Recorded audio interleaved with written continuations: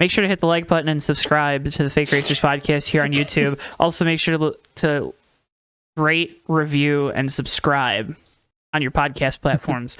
Why are we doing this at the start before we even talk about anything? Well, because apparently it works. So please click the like button. Thank you. Yeah. Well, by all means. Somebody clicked on this and they're like, "Oh, Fake Racers podcast. I wonder what this could be." And they heard that and they're like, "Oh, I should like, comment, and subscribe, shouldn't I?" Huh, okay. Good idea. We took a bye week last week. We did. Mm-hmm. Davey was away. I wanted to watch football, and poor Matt was just left at the altar. Yeah, just hanging out. But I could just solo pod it next time. had a new episode of Oof Sides that they recorded last Tuesday. Go give it a listen. Viewer discretion is advised. Listen. Yeah. I was thinking about that. I should put like a viewer discretion thing on those because I realized that's the only like show on JTN that doesn't have like a language rule. So That's kind of gnarly. maybe I'll have to do that. Nothing too bad. It's just casual swearing. Well, like Casual swearing. nothing too bad. You know, maybe Joe, some. let them make their own judgments, Joe. Maybe are Jack, Steven, and Dewey going to listen to this? Probably not. Right. But let me tell you, listen to that show and kind of just knowing what Matt's reactions are generally when we kind of get into some of these weirder territories, and then seeing the Borderlands weird territories that we're going into on that show, I was like, oh boy. I wonder what his facial expressions were looking like. A lot of that, I was like, I think I can leave this in. I'll probably, and I did say I'll receive a strongly worded email from Bristol afterwards. And guess what? Insane. All you guys need to know is I had to edit Dewey's address out of the show 4 times. So, That is just unreal. so That is unreal. great episode though. Yes, go give it a listen. Yeah. Favorite podcast platforms or on the JT2 YouTube. Again, at is Oof Sides. OOF Sides. Oh, I nailed that tea. I made tea before the show. I Davey is nursing it. a cold because he was just on a vacation, and that's naturally what happens when you come back. Well, I don't know if it's a cold. Davey is nursing an An illness. icky feeling. Icky feeling. Listen, that post-nasal drip is like, it always leads to a sore throat, and it's always just, never feels good. Never feels good. Yeah. It's I don't like think anybody's ever gotten like a sore throat and they've been like, hell yeah. Oh yeah, true. But Davey, I wanted to give you some time here because you're always our cold open master. But you took a fun trip. I did. The first part of the trip was just Carolina based, so we drove up to North Carolina, spent the weekend in Charlotte. It was very nice. Spent it kind of close to Uptown, so we we were able to walk a lot of places, which was fun. Went to the Hall of Fame because I don't care how many times you go. That is an always hit destination if you're a NASCAR fan. I don't care. There's always something cool to see. You always see something new. You always see something that you're gonna enjoy. But Sunday night we headed down south. The couple-hour drive from Charlotte to Darlington. That's the worst drive you'll ever make in your life. I'm dead serious. It's the worst. We drove through New York and New Jersey both ways, and I would rather do that again than go drive from Charlotte to Darlington. But otherwise, it's Darlington. We pulled up. This is the Southern 500. This is the stuff of legends. This is a historic racetrack. It's hard not to get romantic about it. Me. It was almost emotional rolling up to it for the first time, just because it's such a. It's so special, in my opinion. And it didn't disappoint. It was really fun to watch all night. I could watch. There are certain drivers of that track that I have determined that I could watch turn laps there for probably as long as a race, just single file, like them by themselves. Just because it's so interesting, and watching the track change not only from day to night, but just the way like drivers adjusted their lines as the rubber built up, and how much more aggressive they got as the race went on. Oh man, what a blast! I'm sure there's significant details that I could go over, but it's not as fun as just talking about how absolutely romantic it was to watch a race at Darlington, especially the Southern 500, which is a crown jewel in NASCAR in my books, and I highly recommend it. Get yourself out to Darlington. You gotta go. Get yourself a little seat cover because the seats weren't super comfortable.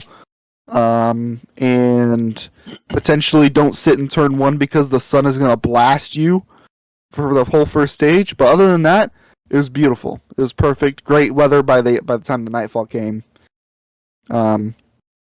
Just awesome. Alex Bowman was really stupid right in front of us. Yeah, we didn't get to talk about that. We didn't get to talk about it though. You did make a video. And it's on JTN and JTN2 because I was testing something. So it's the same video on both of those platforms. Whoa. My theory of whichever one posts first will get more views was correct. Yeah, that was one of those like moments as a Bowman fan that I was just like, all right, okay, we're doing this tonight, I guess. That was bad. But that happened right in front of us, and it was very exciting. Person I was with, who everyone refers to her as homegirl now, which I think is the funniest thing in the world. She's great, I adore her, but everyone calls her homegirl just because of what I say on the show. It's just really funny, and she's listening right now to this, and she is texting me as we speak, like as she listens. Joe's waving. Yep. I always forget people listen; they don't watch. Because, like, I have the camera, right? So I'm like, oh, I can wave to people. Of course. We need a transcript. But then they'd have to look. Anyways, sorry. But I took a couple pictures of the Fakers podcast logo out there.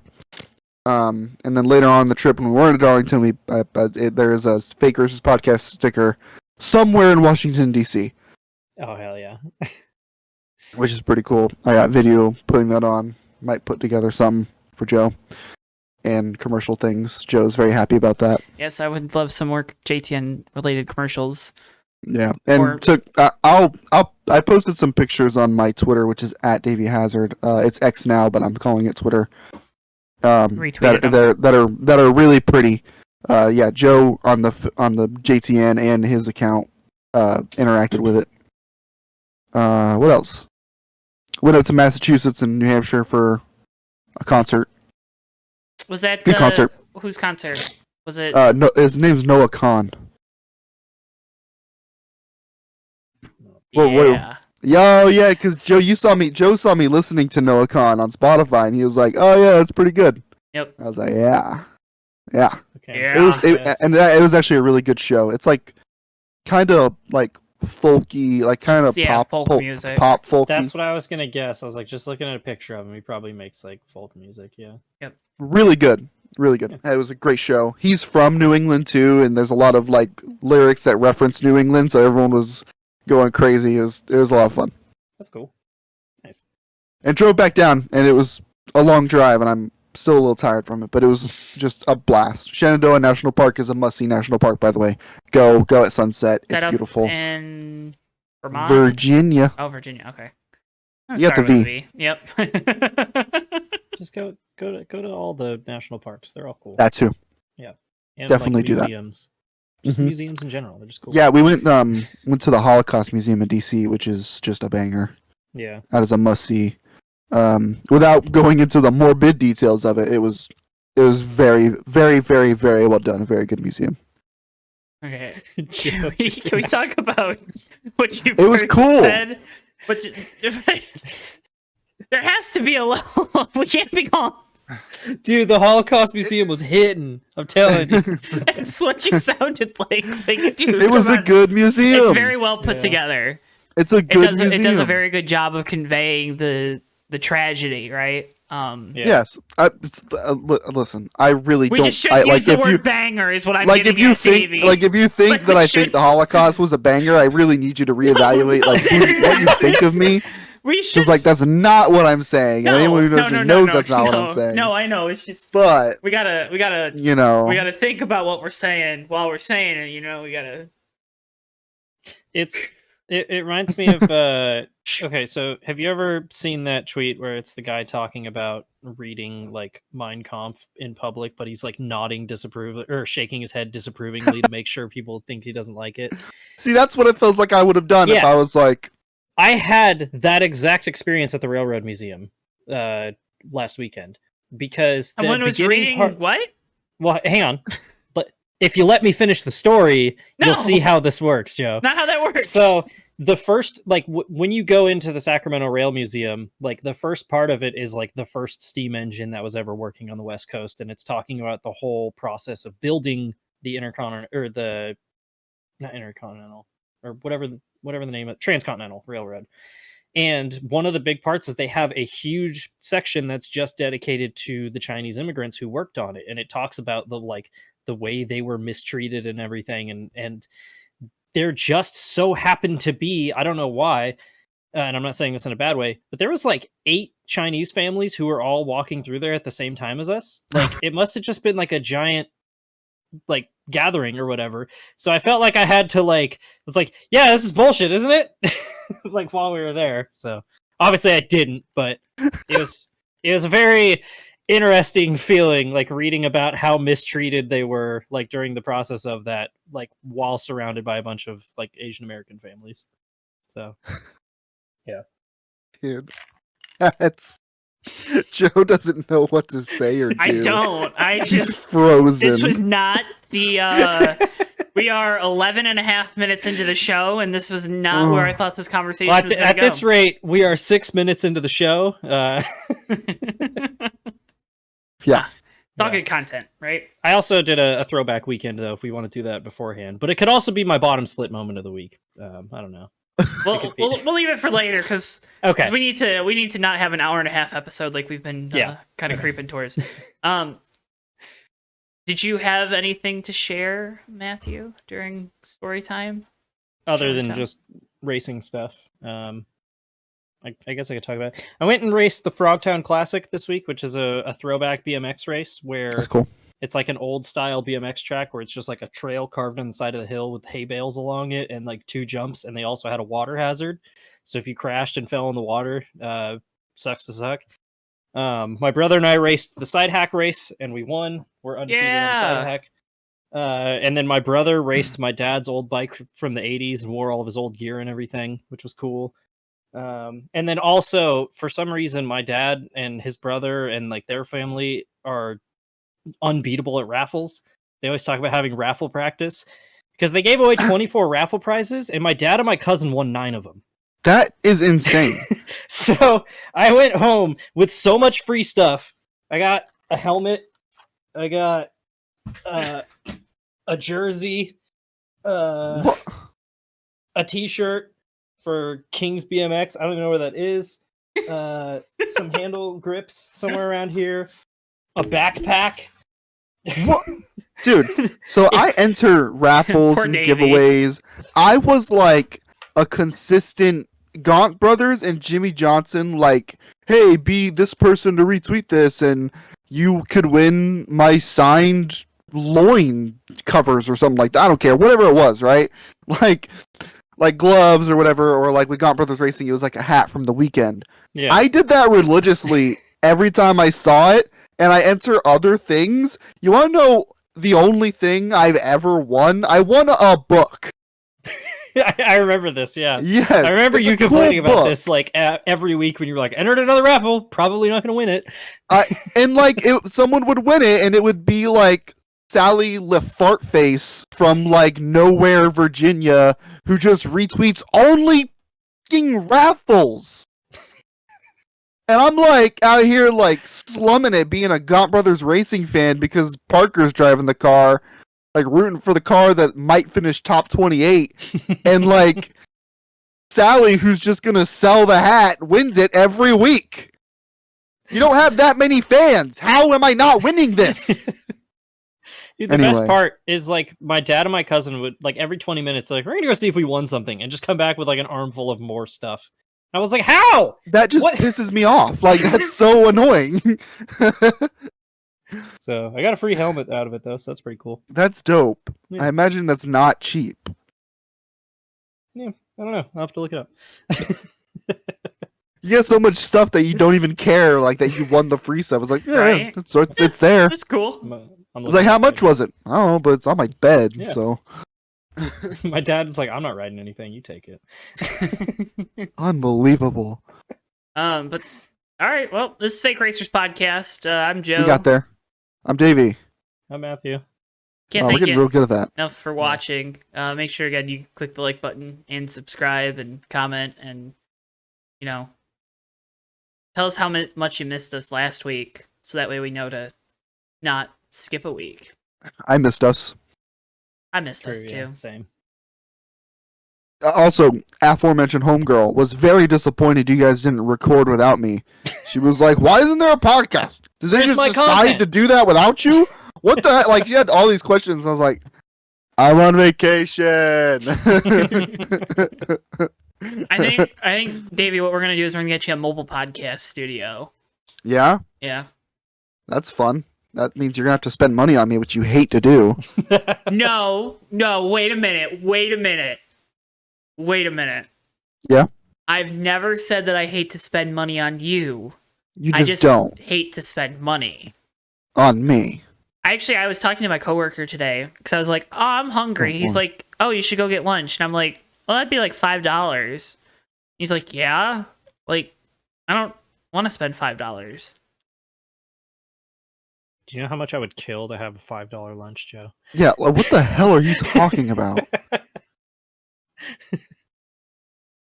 And like, or $10, whatever it is to get lunch. Okay, that's That's still not bad. How If much you're could a going banana cost? $10? I mean, I'm just scared of money. I don't know what to tell you. I'm scared of not having money. yeah. Joe's like, I too support the proletariat. Okay, buddy. What? Wait a minute. This is the... I don't know where the intro to this podcast That's the is right going. one to support. Hold on. Yeah, but you're out of touch. That's why I said it like all English. Yeah. Anyway, this is supposed to be a NASCAR podcast. That liberal education I got didn't work enough, did it? Liberal education. Learn all What the those fuck? No, we're numbers gonna and stop there. symbols. No, We're go gonna for stop there. it. Who No, we're cares? good. This is the content We're good. people I have crave. tea. Yummy. That Tyler looks like- Reddick wins. that looks like milk. Yummy good. It's tea. I just put oat milk and oat milk creamer in it. Oh, you got money. I have lactose intolerance, so doesn't matter. I'd buy it even if I didn't have money because I don't want to shit my pants. So Yeah, I'm not gonna. I'm like a full almond milk convert now. It goes hard. Oh So- man. chocolate almond milk is delicious. Yeah. Joe's just Anyway, like, Kansas I gotta spend like $5 on a gallon of milk. Like, okay, man. If you're spending $5 on a gallon of milk, I don't know what you're buying the wrong milk. I don't know what to tell you. That's bad. Yeah. Drink water. Put water Yeah, in your okay, cereal. Coastal Elite. You want to host the podcast now? Hot laps. Vroom, vroom, vroom, vroom. Tyler Reddick locks himself into the round of 12. Do we like? Oh, cool. Tyler Reddick won, right? Like, Yeah. Pretty cool. I'm okay with it. It stole it right out from Denny Hamlin's nose with that late race caution and the call. what? Matthew, I'm sorry, but because it came back to my mind. What was Denny Oh, yeah. Hamlin's post-race interview? What do you mean? I actually haven't watched it yet. I don't know. What do you? Because I already know. I know kind what of he was probably what doing. you're whining about, but I'm not. Whoa. Okay. Come on. Come on. I don't like blaming someone for like laying back on a restart for why you got a crappy restart for being the reason that I didn't win. that's not what he said. That's not what he said. You're just wrong. That's not what he said. Okay. He was following what the 5 car was. It was no different than following a car down pit road when you see them pit, like when the window opens. He was following the 5 car because if he doesn't lay back on that restart and the 5 car does and he gets a good restart, the 5 car has clear track and track position and the 11 car doesn't. And he knows that the 5 car is probably the next fastest car to him, like over the course of a run. And so he's wanting to follow what the 5 car's doing so that he doesn't get an advantage that Denny can't also have. Okay. That's why he's saying he was watching the 5 car on the restart. They were trying to lay back and time it, obviously. Well, yeah. But Yeah. the guys up front, they didn't do the thing like the reason it didn't work is because the guys up front didn't play restart games. They just went. There was no speed up, slow down, like very visibly. They just went, which was the smart thing to do for the guys up front. And it screws the guys who are very fast in the back, like Denny and Kyle Larson, who are also smart and are trying to game the restart in that way. That's why he was watching the 5 car. David Hazard breaking down racing here on JTN2.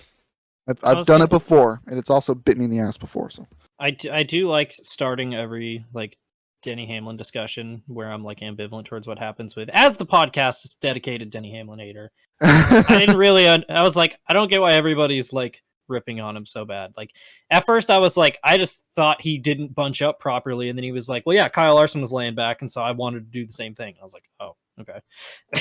Yeah, and I wouldn't be surprised. Yeah, and I wouldn't be surprised if, because Eric Jones was the leader at the time, right? Or was it Suarez was the leader on the restart? Yep, Suarez was. Yeah, I wouldn't be surprised if Suarez's spotter was like, "Hey, go now!" like go at the start because these guys are trying to play games. Yeah, no games. Just when you go, just go. Yeah, you're right. You're absolutely right. All gas, no brakes. He was trying to basically beat Larson at his own game, and it backfired for both of them because everybody else just left him in the dust. So. Yep. And I kind of agree with what he was saying, where he was like, "We need to crack down on all these restart games and guys laying back." So it's like, yeah, because then you get stuff like that. Race car driver wants you to penalize race car drivers, other race car drivers. What race car driver does? More at 5. Okay, Joe. Anyway, we have more right. Mad? We haven't seen. No, I'm not. We haven't seen any right rear issues for a hot minute, but we saw them yesterday. Boy, howdy! What was Truex 3 laps in, and they said it was a puncture. Yeah. Yeah. But then Randall Burdett, who's this crew chief? I'm forgetting his name. James Small. Small. Yeah, he posted a picture of the punctured tire. Yeah. But then that's weird because Bubba lost a tire, a right rear. Bubba did. Yep, he lost his right rear. He was running the wall.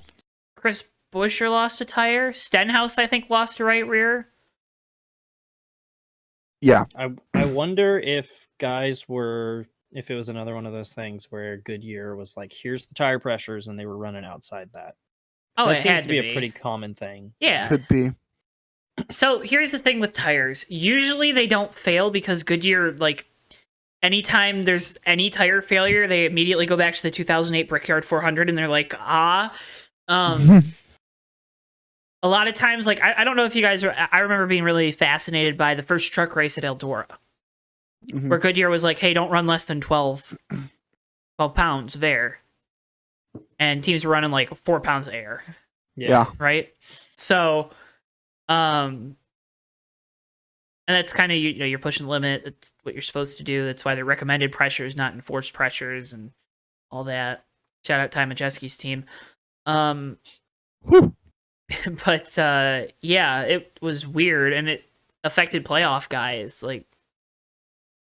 A few, a lot of them. 2 of note, and a third that this was his race. It felt like to kind of establish himself in Bubba, right? To establish himself to just have an easy day at Bristol. Yeah, get himself into the next round, and now it's gonna be tough. Yeah, that was a disaster. Yep. Good thing they got all those stage points, or else it could be a lot worse, right? But... Yeah. But I mean, I'm kind of surprised we aren't hearing more chatter about the tire situation like we did last year. I feel like it was pretty immediate. We were hearing there's all these right rear problems, and what's good you're gonna do. I feel like we haven't had that reaction to this instance. Well, and part of it is the teams don't want Goodyear to not be making tires that are so good that they don't fail. Part of what makes racing good is failures, believe it or not, which I know is oh, we hate that. Yeah, I hate it too, but that's racing when it's unpredictable, it's better, right? Yeah. Not that means it's safer, because it definitely doesn't. When something's unpredictable, it's not safe. But Yeah, it's a difficult line to straddle because attrition inherently makes races more interesting, but you don't want every driver going into a race with oh man, my car could just explode at any time now. That's crazy. But it's true, right? I mean, every lap we're gonna spin a wheel, and if it hits somebody's car, is gonna catch on fire. Yeah, I just think it's dangerous because there's a mob mentality when it starts to happen, and there's blame being pointed around everywhere, and no one knows who to blame, and it's just we should get a new tire manufacturer because Goodyear had 3 tires fail. Shut up. Yeah, exactly. Meanwhile, there's 36 cars, and each one of them has 4 tires and 12 sets of tires. So do the math on how many that is, and it's oh, but 3 of them failed. It's 0.002% of them. Well, why did they fail, huh? why Goodyear give? That's unacceptable. Why'd they fail? Speaking of going to Bristol this next week, Goodyear's they were running camber that's too high of a setting for the camber that we allow for our tires to be maximum durability, and they failed. Also, you just blaming the teams. He ran over something, so they put 2 pounds of air in it. Turns out when it's flat, it tends to not work very well. Chase Elliott's still been a moody on little something wiener lately. What was that? He had room. Okay, so what we're talking about, they're coming off pit road. He's side by side with Kyle Larson. They're coming up on Keselowski, who's has to come out of his box. So Larson moves right to let the 6 car out, and Chase is there because he's hugging his door for some reason. Yeah. Even though he's not going to gain any time on Larson, there's no way to gain time. Once you're both going pit speed, you can't gain anything. Yeah. It's just had a car length to his outside, car width to his outside. Or at least half. Memory could serve me wrong. So in a vacuum, the retaliation, it's not a huge thing. It's oh man, he swore he hit somebody under caution because he's pissed off. But the context of it is so weird. Your teammate. It's A, it's your teammate. B, it's purely incidental contact. What are you doing? Why is that rattling you so much? And we were talking about this earlier, and it definitely seems that as soon as Larson showed up to Hendrick, Chase Elliott has become more and more of a punk ass, and I think it's little things like that really show you that it's I think Larson's in his head. So Kyle more than likely doesn't care, because after the race he was yeah, I don't know what that was about. It was weird. I was just trying to avoid Brad, and we got into each other. He was mad at me for some reason. It's so bizarre.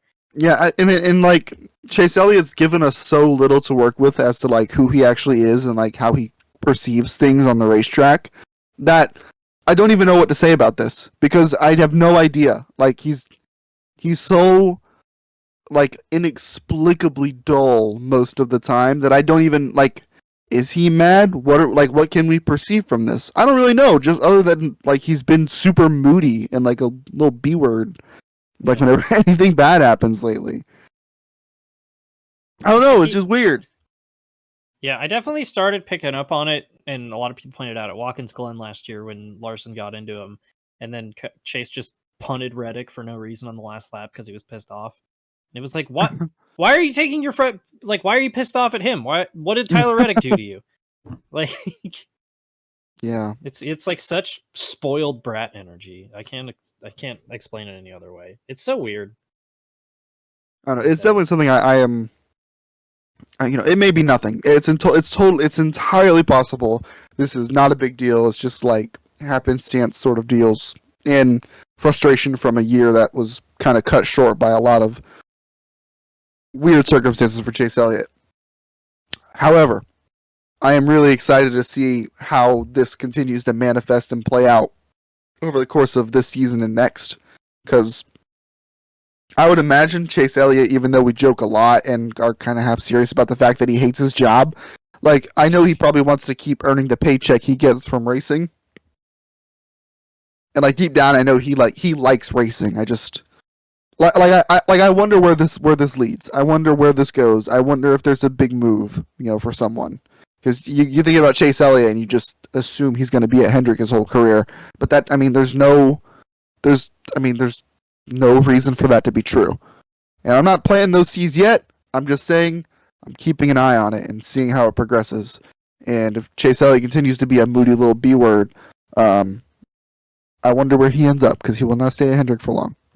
Yeah, that's the thing too. Is like Rick Hendrick's got to be stepping in behind the scenes and is like, you guys got to cut it out. Like this, and like again, it's such a minimal thing that happened on track, but it's so inexplicable. Yeah. By the way, Joe, I picked up on what you were hinting at. But like, you have to at some point, you got to step in and you got to lay the law down, and you're like, look, Kyle's running for a championship. Chill out. And I've seen a lot of people saying things like, what if Chase does something in a playoff race that causes Kyle Larson to miss the playoffs? And it's then you have a whole mess on your hands, and it's like you have the two biggest like superstars in the sport who are feuding with each other. It's really hard to concentrate on this.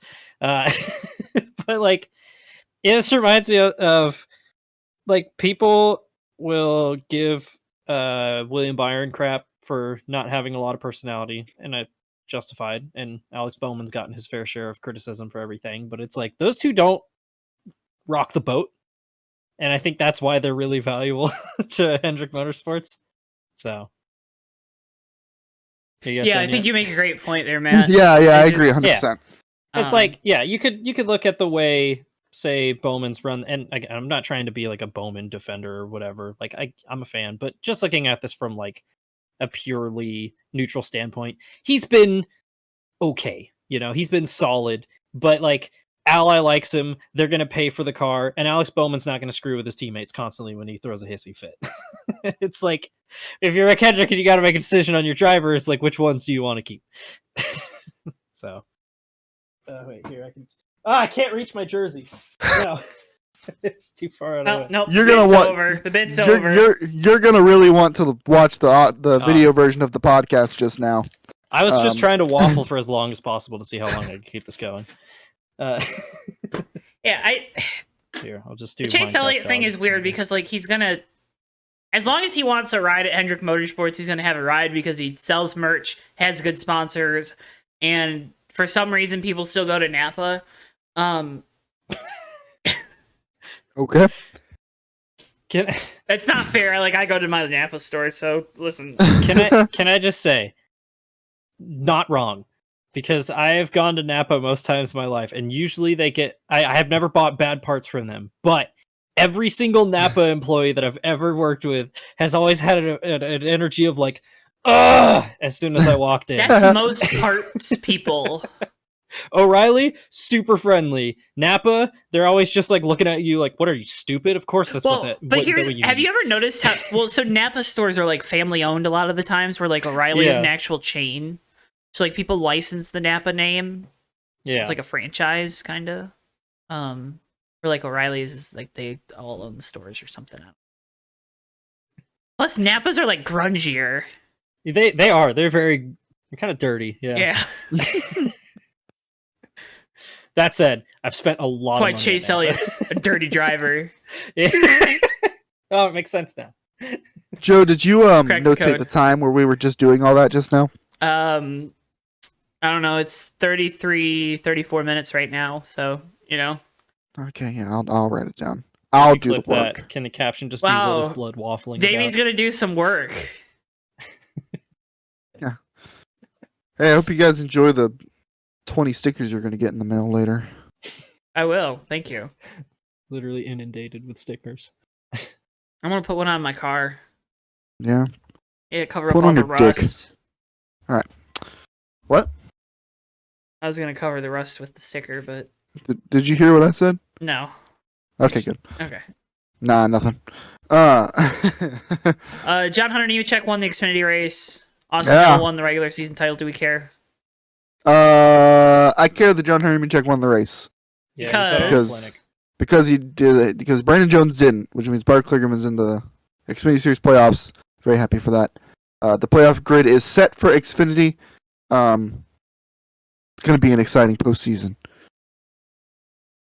Man, I was banking on my Parker Retzlaff making the playoffs pick pretty heavily, and then unfortunately, we'll rebound. Don't worry, guys. But hey, who knows? Maybe one of these days Lionel will make a fucking Parker Kligerman diecast. No.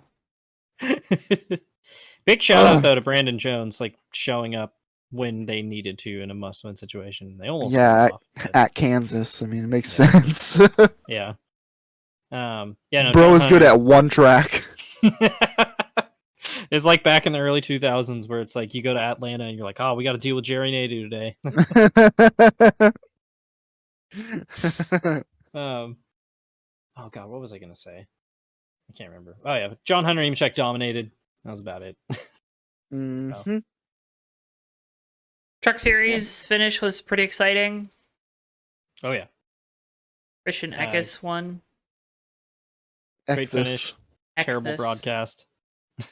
Well, I don't even bother with the Truck Series Not- broadcast anymore. It was not bad. everyone can be JTN. It was really bad. True. You're spitting. Should we do like, so there's this thing, it's like you sign in with your TV provider and you like can watch the TV together, like with people, like, and you live stream. Should we do something like that? And like, Can we do our own truck broadcast? that's what I'm saying. Pretty much that's what I'm saying. It can't be any worse. Like we won't know what we're cutting to, but we'll, you know, I don't Hey, know you if guys they will do. You guys will both be just about as far away from the track as like they are, so Yeah. Exactly. it's not a big deal. And then Alex Palou won the IndyCar title. Scott Dixon won the last race, I think. I don't know. I didn't watch. I didn't care enough. The IndyCar finale was one of the races of all time. All you need to know if you didn't watch it is the pace car needed to refuel midway through the race because they were pacing too much.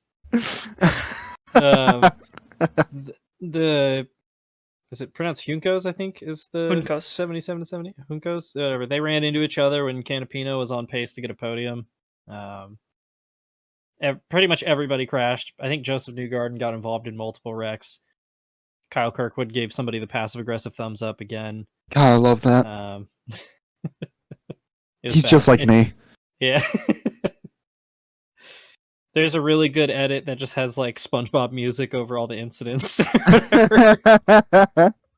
So, yeah, IndyCar was one of the races. One of the races and one of the seasons of all time. Mm-hmm. Honestly, name like 3 memorable things from IndyCar this year. The Indy 500.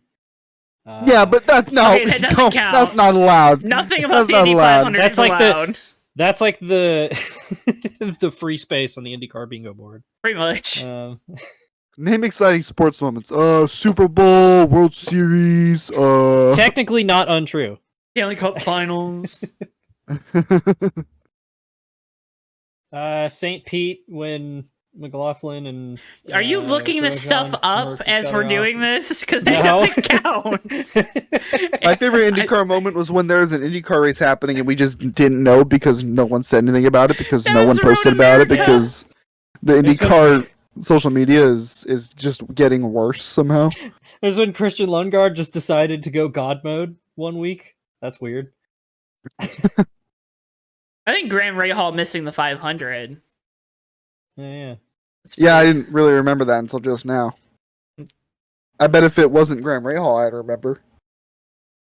Yeah, Graham Smoking that Rahal is Graham pretty Rahal forgettable. pack at the IMS road course. Pole position, fastest lap, most laps led. Scott Dixon won. He counted him out. All right, from the shop.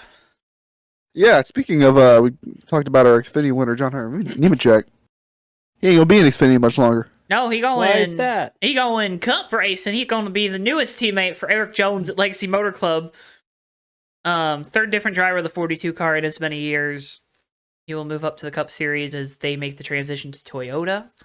Joe, you scared? Why? Are you scared?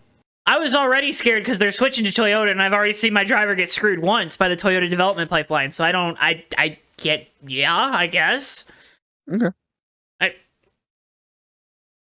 I don't know. That's valid. I listen. I'm gonna pray to my racing god Jimmy Johnson. I'm gonna pray to him and tell him to please not fire Eric Jones if he's just has like finishes 20th every week next year. Because guess what? If that team can finish 20th every week next year, that's probably progress. I don't know. They've been running well as of the last 3 weeks. So Yeah, it's been quick. I wonder how much, and they got a podium this past week, which was awesome. Top 3, whatever. I wonder if they're starting to get some Toyota notes. Because for them to be that quick at Kansas was kind of weird. Yeah. And it wasn't like that pit call didn't put him up there. Eric Jones was running up there. He was running top 10 the whole race. Just about. And they had a gearbox issue or a transaxle issue. They had to replace the transaxle before the race. The car was like late to the grid. So I love that 43 team. I think they have everything they need except for funding and R&D support to be a playoff team next year. You have the crew chief. You have I think you have the driver, because I'd agree on that. Eric Jones has outperformed the equipment the last 3 years, in my opinion. He has. Yeah, 100%. Eric Jones is a capable driver. You need the funding and you need the support. You know, like, yeah, I don't know. I think that comes. I do think that comes. What it's like with a second driver there, I don't know, because, you know, the other thing is, you know, Noah's crew chief, or the 42 crew chief, oh my god, his name's slipping my mind. Oh, sorry, I'm gonna look it up. Because Dave Ellens is Eric Jones's crew chief. I think they have a really good relationship because he was Noah's crew chief the year before. Or 2 years before, whatever. Before... Oh, dude. I can picture his face and his name, and I can't remember what it is. Because he was... My fingers weren't working. He was Hemrick's crew chief in Cup. It's... Luke Lambert. Yep, thank you. That's it, yep. You know, Luke Lambert's pretty good crew chief, too, in his own right. It's kind of crazy how bad that 42 team was all year. So, I don't know. Listen, if Legacy can have both cars in contention for the playoffs, I think that's your next step. You know, I think John Hunter Nemechek is an upgrade at driver. Yeah, for reference, throughout 22 races, the 42 team had 2 top 20 finishes, and they have 3 in their last 4 races. Yeah. I wonder what changed. Yeah. I wonder. What do you think too, changed? Man. I bet you they put a different seat insert in the car. That's what it was. Yeah. I think that's probably what changed. That was the pace for sure. They put some more stickers on it. It was a busy week for Toyota. They wish they put more stickers on it because they still don't have sponsorship for either of those cars. Oof. Which again, crazy that you don't have sponsorship for the 43 car. But Denny Hamlin It'll come with JGR. So he will. I forget how many years. I'm assuming it's like 2 or 3, because he's kind of coming to the end of the career. 2311 will also be staying with Toyota, which is no surprise. There were those Ford rumblings, but I feel like that was just a leverage play. Yeah, like pretty much exactly like we predicted. Yeah. Yeah. But Denny, I think I was gonna say that was such a, like, this whole thing is going on so late into the season. Like, that's a lot of things to start moving if Hamlin's leaving in 2311, switching to Ford. So yeah, it kind of felt like one of those things that was like, it's so late. I mean, it's got to be a foregone conclusion, or else it's going to be a disaster if they have to switch a lot of things around last second. You know, not to mention, where was Denny going to drive in that case? Yeah, Stewart Haas Racing. I mean, at this rate, they might actually have an opening. So Oh, they're gonna have an opening. Yeah. At least one. So, yeah. Yeah. Carson Quaffle's making his Truck Series debut this weekend. Kind of one of those hot young prospects. Who knows what Chevy's development's going to look like in the Truck Series since GMS Racing's going away, but I guess they have KBM. Come on down, Nice Motorsports. Kyle Busch Motorsports. Stop. Yeah. Well, Kyle Busch is cool. Nice, just that made me shiver inside. What? I appreciate that Nice has never been able to get more than one truck run well, but they're like, what if we ran 6? Wallace Allen, come on down. And then I have this as like a general thing because there's like a couple different stories in here, but the ever revolving door in the Xfinity series, and also what could Kaulig be doing? Have you guys heard the rumors about Kaulig's Cup lineup for next year? I did. Yeah. Yes, I did. Right. Why? Do you guys Do they want to finish in the 30s? Everyone on what that, either of you, or do you want me to do it? You got it, man. I was gonna say you probably have it down better than I do. So. All right, so supposedly, Kaulig's planning on taking AJ Allmendinger out of the 16 and having him go back to Xfinity. Mm-hmm. Full time in Xfinity, I'm assuming. Very smart. Probably a good move for the Xfinity program. They're going to promote Daniel Hemrick to Cup, yeah. And they're going to sign, get this, a guy that has gone somehow around the block. He has been passed around the block by all the Chevy teams. Ty Dillon. Make it make sense, because I can't, Joe. To give Ty Dillon some credit, he's done better this year than he did last year, and he did better in the 42 than Noah did in the 42. To give him credit, and to give Daniel Hemrick credit, he really never got a fair shot in the Cup Series, in my opinion. I feel like they got through half a year, and then they're like, "All right, we're gonna promote Tyler Reddick." Just a thought. Yeah, like the Hemrick to Cup makes sense if it's like, oh yeah, Justin Haley's leaving, so we're gonna move him up to play. Because like we need a guy.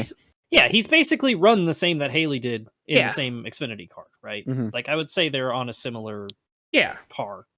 But like this reminds me of like how much talking to NASCAR fans pisses me off sometimes, because all of last year I was saying that I was like, AJ Allmendinger is going to drive the Kaulig 16 full-time at some point in the Cup Series. It makes too much sense. He's the best driver they have. AJ wants another shot at Cup, or at least it seemed like he did. And everybody's like, no, he would rather stay in Xfinity and win because it's easier. And then he moves up, and then people shit on Justin Allgaier for staying in Cup or staying in Xfinity his whole career. And I'm like, that's the thing you were just praising AJ Allmendinger for. But apparently that's true, because he doesn't like the current Cup car, and he's just going to move back down again, which I think is power to him. To be fair, like being like, you know what, I don't like racing this car. I'm going to go race Xfinity. Yeah. I guess it just rubs me the wrong way of kind of like, you're like, I'm just going to move down a level because I can win more there. It's like, that's kind of lame. I don't think it's that. I don't think it's the win more. I think AJ Allmendinger is satisfied with his career. Yeah, that's. I would imagine he probably doesn't feel like he has anything left to prove to anyone. Yeah. After the career he's had. Like, without going to a better team, right now Kaulig is not competing for championships or even playoff berths. Like, yeah, and like to an extent, I do get that, because I can imagine the years of frustration of running around 20th in a JTG car, and then you end up with Kaulig, and you guys have all this success, and then it's like, all right, we're building a Cup program, and then he's running 20th. Yeah. Again. And there's nothing wrong with where Kaulig is at, too, right? Oh, yeah. It's just, it's a puzzling move, because it feels like a step backwards in the building up your program. It doesn't help that they basically debuted at the same time as 2311 and Trackhouse, who are way ahead of schedule as like a new team would normally be. Mm-hmm. But yeah, like it is just puzzling, because you would think that a proven race winner like AJ Allmendinger would be the centerpiece of your organization, but It's just weird. Kaulig's weird. Like I've been saying for the last 2 months, something's going on there. Yeah, Justin Haley leaving. Yeah, Weird. I just don't. I don't get. It's like you said, Joe. I don't understand the logic behind the driver lineup when there's a program you're trying to build. I don't like. I'm sorry. Like, obviously, I have a bias against Daniel Hemrick, but I know he's like a decent driver. But Daniel Hemrick is certainly not someone I want to build my program around. And I don't even want to. That's not even addressing Ty Dillon, who does not need to be addressed in this situation. I think. yeah. The only It's just thing puzzling. the only thing I can think of is because I saw some people saying that like their ideal Cup lineup is Chandler Smith and Daniel Hemrick, and maybe they just don't think Chandler Smith's ready, and they're like, well, we'll just put Ty Dillon in as a stopgap. Why are we putting Ty Dillon in the same spot he has been in for the last 2 years? Yeah. Like, why do we keep putting Ty Dillon in the car as a placeholder? Like, and this isn't like it sucks for Ty Dillon because he's trying to prove himself and, live up to the hype or whatever. He wants to be a race car driver. They all do. Mm-hmm. But sometimes it gets to a point where you're enabling a guy that maybe shouldn't be doing what he's doing. And that's not a bad thing because maybe Ty Dillon would benefit from being in Xfinity full-time for a year or two and rebuild.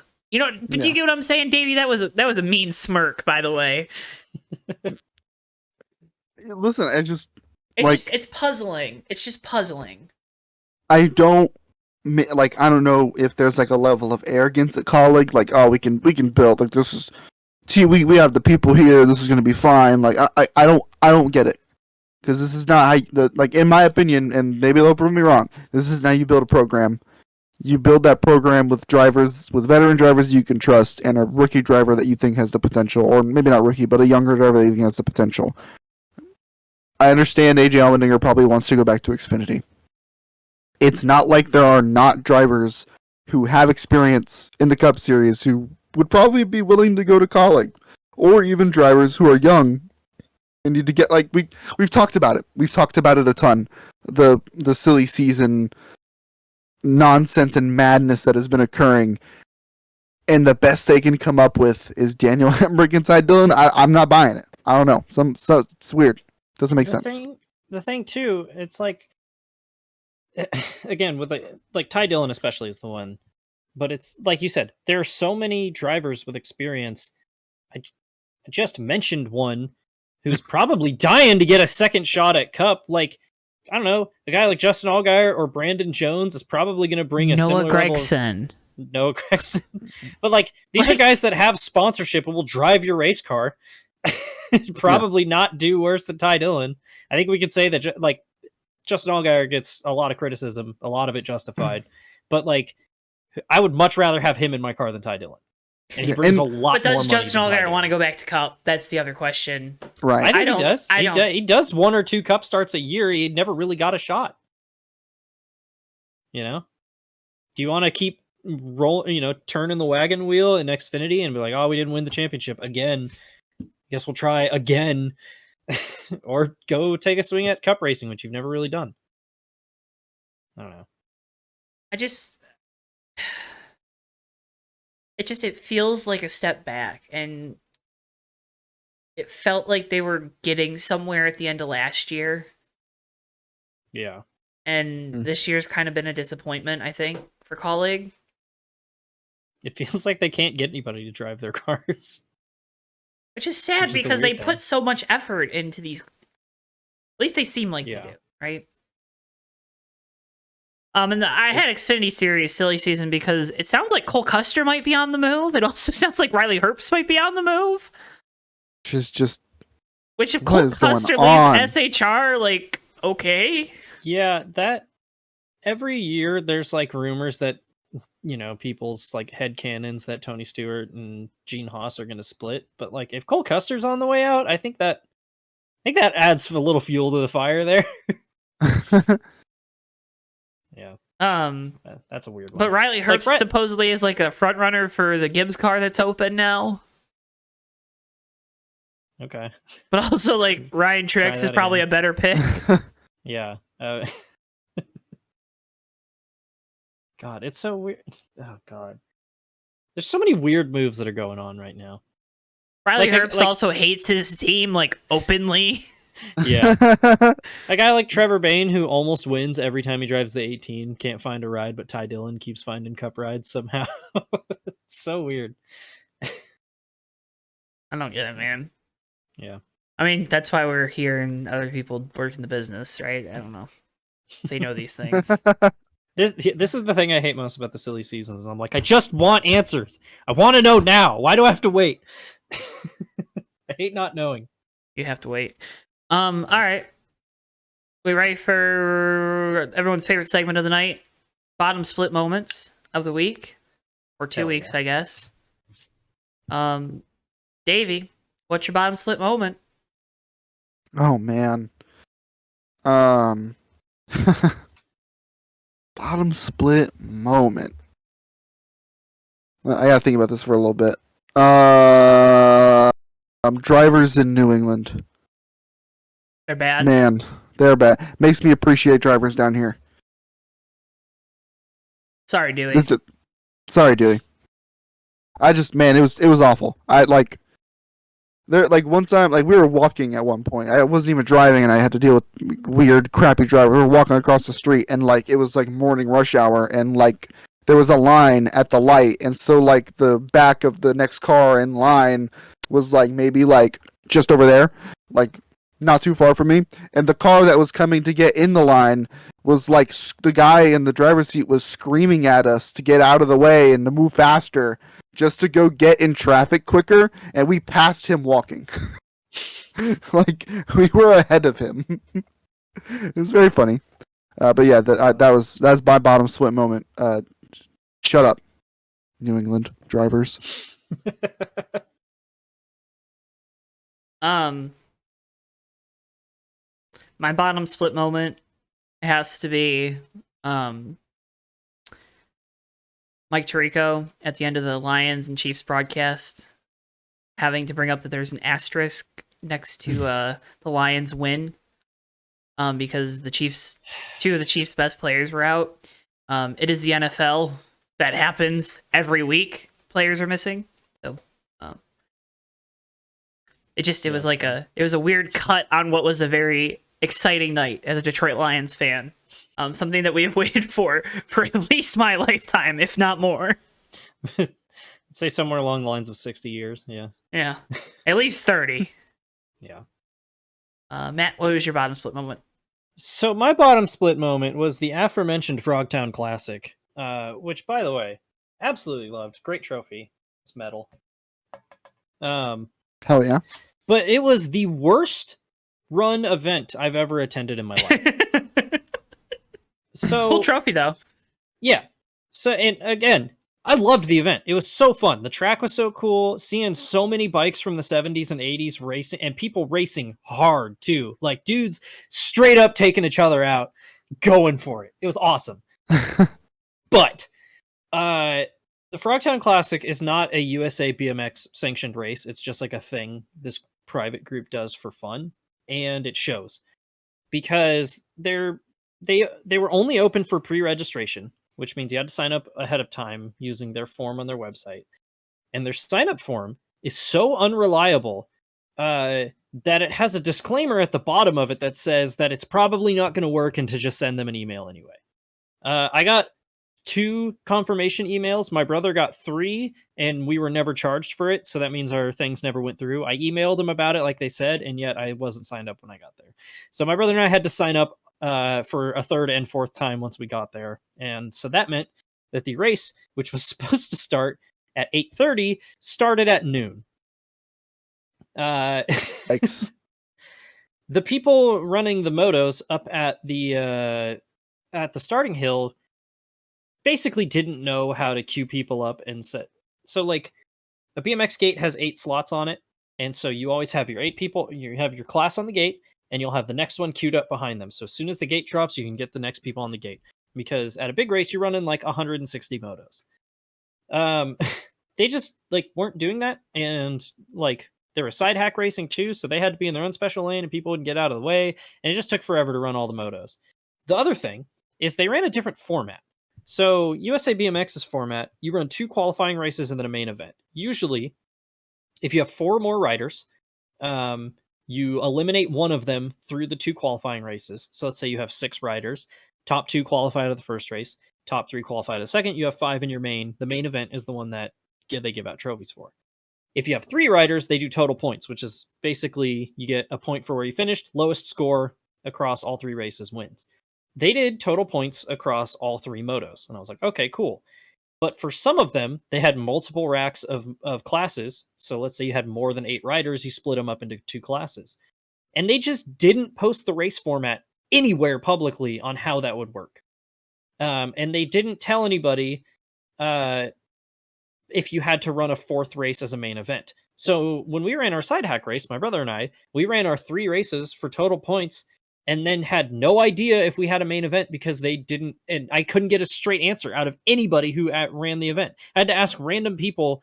I was like, were you here last year? Is this how they did it? And everybody's like, I think this is how it's doing it. So they ran semis for like the classes that had like 16 people, and then main events, we just rolled up there and we never got our names called, and we are like, okay, I guess we're not racing. I guess we already won. Who knows? So that was like 4 hours of being unsure if we were going to race or not. So we're already 4 hours behind schedule. Then they finish all of the main events and they're like, time for the trophy dash. Nobody knows what the trophy dash is. Nobody knows who's in the trophy dash. Cue a half hour of waiting around as they're like, just waiting for the people who are in the trophy dash to get up there. What is the trophy dash? Nobody signed up for that class. Like, what is it? So that was a delay. And then they didn't know if they had 1 or 2 trophy dash classes or not. At one point, the announcers didn't know who was racing in a class, and they were just calling numbers. And they were like, yeah, we don't have this one on the sheet. I don't know who this is. Like, that's your job. And so then it starts pouring down rain, and we're already 5 hours behind schedule. So you would think, hey, we're doing a bike show and we're giving out awards for all like the old stuff. Let's just get the trophy ceremonies out of the way and send all the people home. And then we can do the bike show after that because we're running behind schedule. How about no? How about another hour of waiting for people to show off all their old bikes in pouring down rain? It was absolutely dumping rain. And then, so we didn't get out of, it was supposed to end at 4:30, or that was when the award ceremony was supposed to start. We left at 7. So we were like 3 hours behind schedule. I was supposed to get home at around 5 and I got home at 10:30 at night. It was insane. It was so bad. Like literally had to wait like just 2 hours just to get a goddamn trophy so I could go home. There was multiple delays in between rounds of races where just nothing was happening for an hour. We were already behind schedule and they're like, yeah, we're going to wait for an hour. Why? You're not doing track prep. Everybody's just been sitting around all day. Nobody's tired. Just run the goddamn races. It was so infuriating. And I was like, I want to love this event so much. Had a great time. Loved watching all the old bikes race. I'm going to write them a very strongly worded email with all of my complaints. I was like, this is the stuff you need to iron out before next year because this is unacceptable. Did you write the email? I waited 2 hours in the rain just so I could get my trophy so I could go home. Did you write the email? Not yet. I'm going to, though. You should just clip the show. Yeah, I'm going to send him this podcast. And I was like, here, check out this mark in the video. Just listen the whole time. Yeah. Anyway, just listen.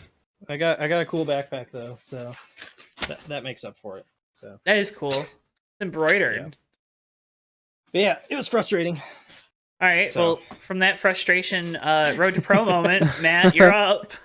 My road to pro moment, I wrote it down so I wouldn't forget, is it's Ty Masterpool in motocross this year. So Ty Masterpool earlier this year was struggling really badly in Supercross in the 250 class. And when the outdoor championship rolled around, he was struggling again, and then looked at the fact that there was like 7 factory riders in the 450 class. And so he went and bought a KX 450 and just showed up, but with it bone stock to the track, and then qualified top 5 and finished 5th in his first race on a 450, and then ran top 10 and outran the factory Kawasaki guys all year basically, and then made the playoffs. And then he found out before the season finale of motocross that he has appendicitis, and was like, yeah, but I can get like 40 grand if I race the SMX playoffs. So he's just like hopped up on antibiotics, and he's like, "Yeah, I don't really have more than 7 minutes of endurance or stamina, but I'm racing 20-minute motos." And despite being on antibiotics and having appendicitis, he whole shotted both races this week, I'm pretty sure, and like ran top 10, and again outran a bunch of factory guys. So big shout out to Time Master Pool. He's killing it right now. Yep. Davey. My road to pro moment. I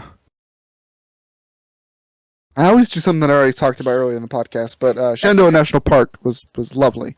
That's my road to pro moment. National parks in general. Big time into parks.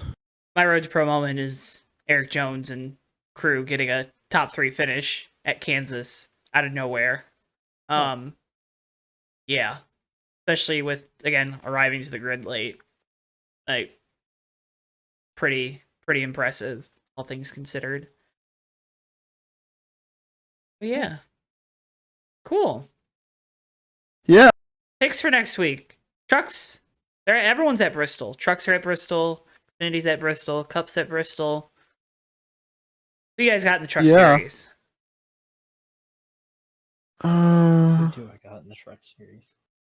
God, now I gotta go to J-Ski. No, you don't. You know the regulars in the truck No, I don't. series. Ty Majeski. Okay, I don't great. care. Pick Ty Majeski. I don't care. I just want you to make a pick.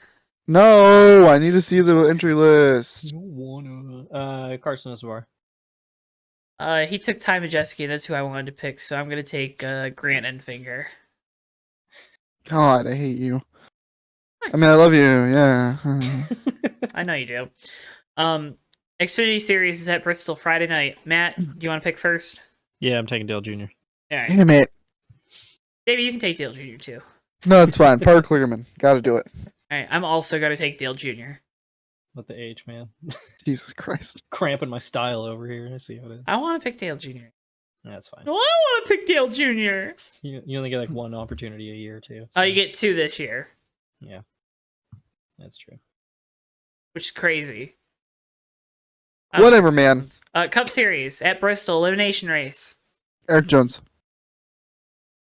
Oh, man.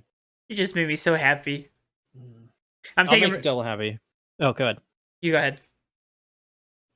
I think you were going to pick who I was going to pick. Nope, go ahead. Brad Keselowski. Yeah! We're just like slobbing on Joe right now. I'm going to take last year's winner, then Chris Buescher, because, yeah, I think RFK is going to have a very good day. Yep. This is the... Brad should have won here last year, too.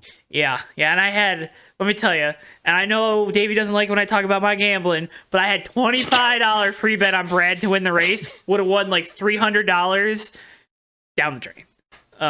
Because he blew a tire. Thanks, Goodyear. But I did have money on Chris Buescher to finish top 10, so it worked out.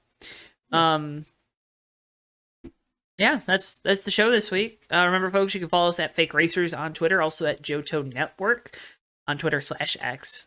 At Johto Network on Instagram, Facebook, TikTok. We post shorts and reels and stuff over there, so you can kind of get maybe you only listen to the podcast, you can get some of those video elements there, and see our smiling faces. Smile. There we go. We also got Was that a good smile? Yes, it was. We got both the Boyos links down in the video description below if you want to check out their socials.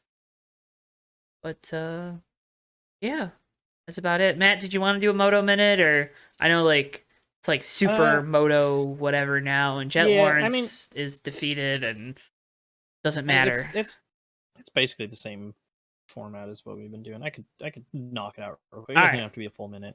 SMX headed to Charlotte for the first ever Super Motocross playoff race at ZMAX Dragway. The track was cool. It looked cool. In 250s, Hunter Lawrence came in as the points leader and had a disastrous race. He crashed in the first corner of both races and never got higher than I think ninth. Levi Kitchen dominated the first half of the first moto, and then Hayden Deegan got by him to win that one. Joe Shimoda won the second one to take his second straight overall win. So go Joe. Well, that guy's name is Joe Shimoda. Shimoda. Yeah, I know. I wish it was Shimoda. That'd be even better. What a missed opportunity. In 450s, Jet Lawrence looked surprisingly human and finished like 8th in the first moto and was not a factor. Chase Sexton absolutely dominated that one. Dylan Ferrandis was a surprise finish in second. In the second moto, Ken Roczen got out front early and checked out, and then Chase Sexton did what he did normally and closed him down and then stretched the gap. And Jet Lawrence had a much better second race, finished second, but Chase Sexton wins the first 450 overall. Yep. Hell yeah. That's Moto Minute. Yeah, folks, that's Fake Racers Podcast this week. Again, leave a like, It was comment, awesome. subscribe. If you comment, let me be on the Fake Racers Podcast. Maybe one day you'll be on the Fake Racers Podcast. I don't know. You know who you are.